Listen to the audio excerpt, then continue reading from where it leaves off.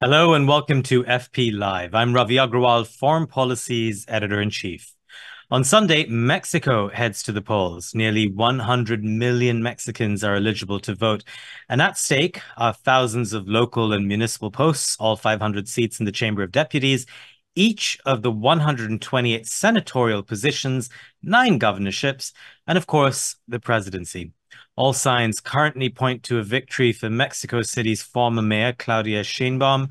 Her main rival is Xochitl Galvez, who is backed by a coalition of opposition parties. One way of looking at this election is that it is a referendum of sorts on the current president, Andrés Manuel López Obrador, known as AMLO, who can't run again.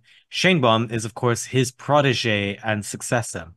So what is AMLO known for? Well, he oversaw a major industrial policy push, raised the minimum wage, expanded the government's direct handouts and subsidies to lower income families. But it hasn't all been smooth sailing for him. Organized crime has grown. The number of homicides has surged. Electricity shortages stymie production and manufacturing. And various pillars of democracy have been weakened. While he's deployed a cult of personality at home, AMLO was actually virtually absent on the world stage. How will the next president tackle the issues facing Mexico, from energy and alliances to immigration and infrastructure? And what will a new administration mean for relations with Washington and on the global stage? My guest today is Arturo Sarukhán. He was Mexico's ambassador to the United States from 2007 to 2013. And today he's the president of Sarukhán and Associates and a columnist for Mexico City's El Universal newspaper. Arturo, welcome to FP Live. It's a pleasure to be with you, Ravi. You're referring, of course, there to Claudia Sheinbaum. Tell us a little bit about her, because, I mean, at a basic level, we know that she's a former climate scientist. She's largely running on the success of her time as mayor of Mexico City. But how is she seen across the country? And what do we know about how she might be different from López Obrador? There are a lot of question marks because it's not clear whether she will be able to wean herself from President López Obrador if she wins on Sunday and once López Obrador goes back to his ranch in southern Mexico. Yes, she's trained as a scientist, but again, you referred to her tenure as mayor of Mexico City. During her term as mayor of Mexico City, air pollution in Mexico has gone through the roof again when it had been relatively under control in the past decade. The issue that is critically important for Mexico's future well-being and prosperity, energy and energy policy and energy prices, which are critically important to attract some of the nearshoring, reshoring that is happening as the United States, as Washington recalibrates its relationship with China. She has basically supported and said she will double down on López Obrador's energy policies, which focalize on fossil fuels, which have really done very little to promote renewables, which really put Pemex, the state-controlled oil company, and CFE, the state utility company, at the core of energy policies. So there are several contradictions as to her biography, the narrative that she has used to explain herself and her potential policies to Mexicans, and the hard reality of how she governed from Mexico City and the policies that she has said she will double down on to build upon López Obrador's legacy going forward.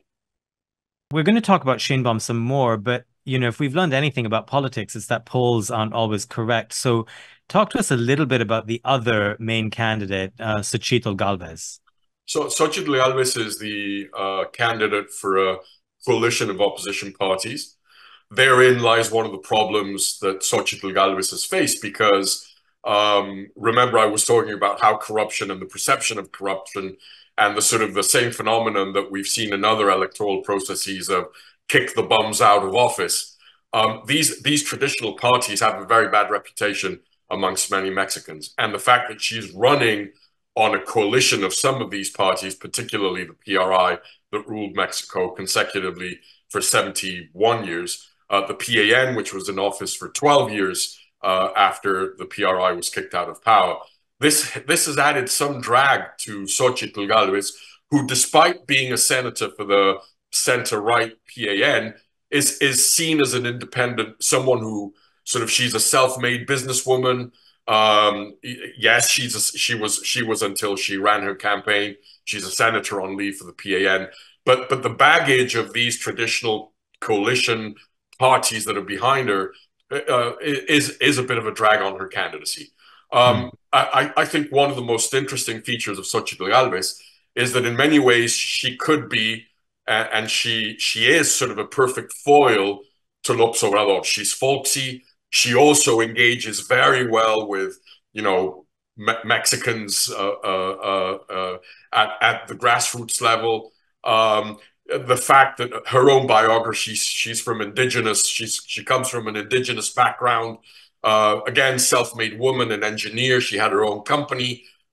This makes her very attractive to a very big chunk of Mexican voters who either voted for López Obrador in 2018 and have been disillusioned by López Obrador's sort of polarizing us versus them narrative, and which explains why, for example, Ravi, in Mexico's midterm elections in 2021, López Obrador and his party lost 8 of the 10 largest metro areas in the country, precisely because of this sort of anti-middle class entrepreneurial discourse that López Obrador has implemented from the presidential bully pulpit, his attacks on the press, etc.